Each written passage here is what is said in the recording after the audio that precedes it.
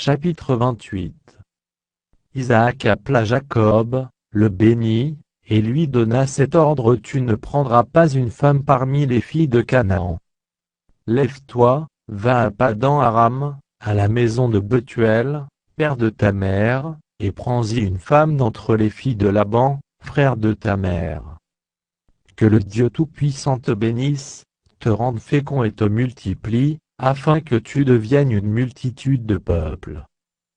Qu'il te donne la bénédiction d'Abraham, à toi et à ta postérité avec toi, afin que tu possèdes le pays où tu habites comme étranger, et qu'il a donné à Abraham. Et Isaac fit partir Jacob, qui s'en alla à Padan-aram, auprès de Laban, fils de Bethuel, l'araméen, frère de Rebecca, mère de Jacob et d'Ésaü.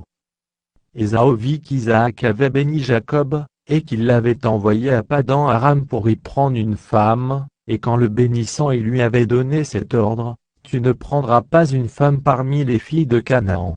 Il vit que Jacob avait obéi à son père et à sa mère, et qu'il était parti pour Padan-aram.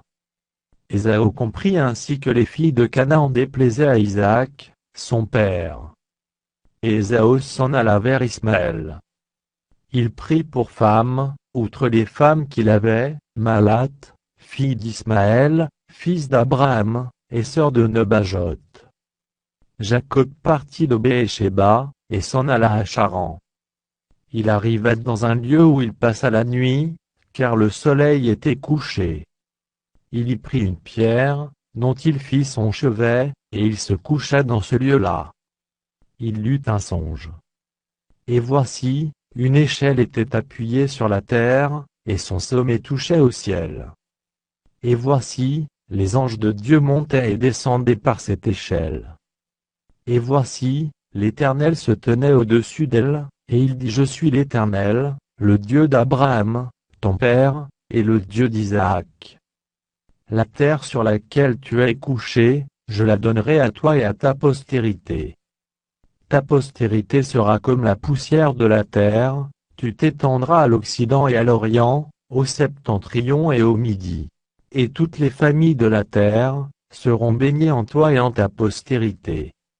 Voici, je suis avec toi, je te garderai partout où tu iras, et je te ramènerai dans ce pays, car je ne t'abandonnerai point, que je n'ai exécuté ce que je te dis.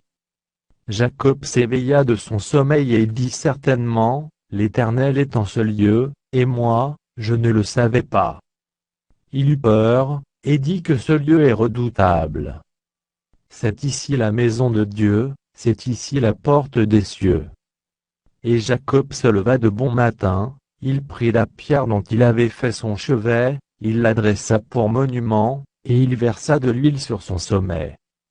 Il donna à ce lieu le nom de Béthel, mais la ville s'appelait auparavant Luz.